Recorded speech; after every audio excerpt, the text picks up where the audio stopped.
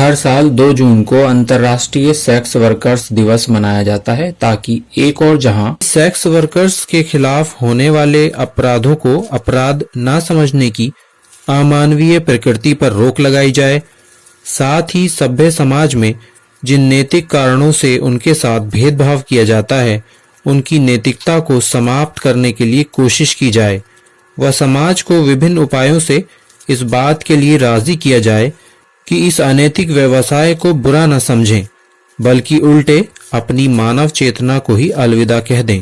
वेश्याओं को हमारे आधुनिक युग में सेक्स वर्कर्स कहा जाता है।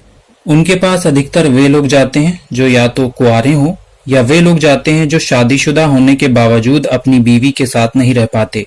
इस प्रकार के कुंवारे लोगों की बात करें तो उनमें से ज्यादातर सेक्स वर्कर्स के पास या उन लड़कियों या महिलाओं के पास जाते हैं जो शादी के बिना या शादी के रिश्ते के बाहर उनसे यौन संबंध बनाएं।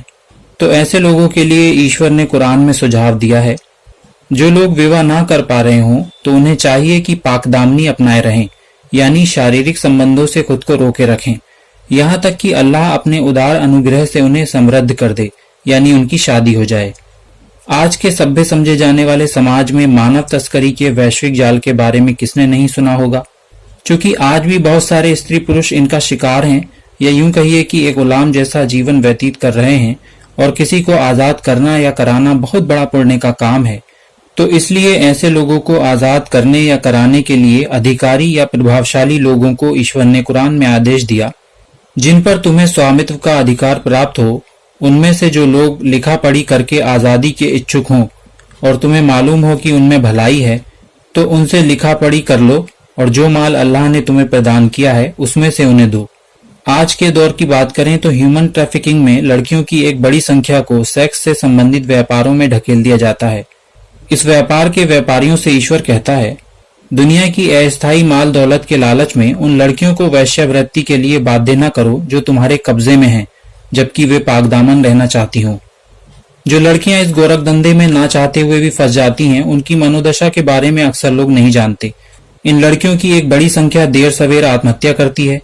जीवन से निराशा यानी जीते जी मर जाना एक बड़ी संख्या की पहचान बन जाती है। एक बड़ी संख्या एक बार अपमानित होने के बाद इसको अपना भाग्य मानकर पल पल मरती है, इत्यादि। इस घनघोर अंधेरे में भी ईश्वर इन अबला नारियों को ढाढ़स बंधाते हुए कहता है, लाचार कर दिए जाने के बाद भी निश्चय ही अल्लाह उन मजबूर लड़कियों के लिए अत्यंत क्षमाशील दयावान है। यानी एक तरफ प्रभावशाली लोग उनकी आजादी के लिए कमर कस लें और दूसरी तरफ ये लड़कियां एक बार फिर से नई जिंदगी शुरू करने की आशा जगाए रखें।